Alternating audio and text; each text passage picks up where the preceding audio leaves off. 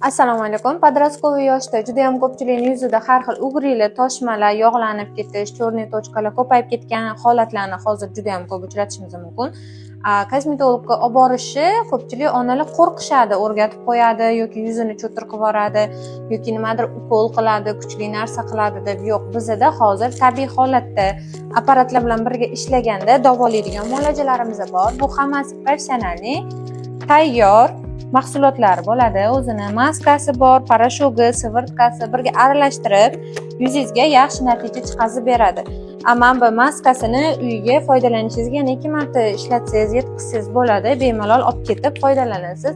Buni natijasini siz bir marta уже yaxshigina sezasiz, chunki apparatni o'zi ham yuzingizga kerakli bo'lgan dorini yaxshilab singdirib beradi, tinchlantiradi, oqartiradi. Chunki unaqa yog'lanib ketadigan yuzlarimizni ozgina tinchlantirib, oqartirmasdan prosta tak qiynasak, boshqa qiladigan bo'lsak, har xil narsalar ham paydo bo'lish ehtimoli bor.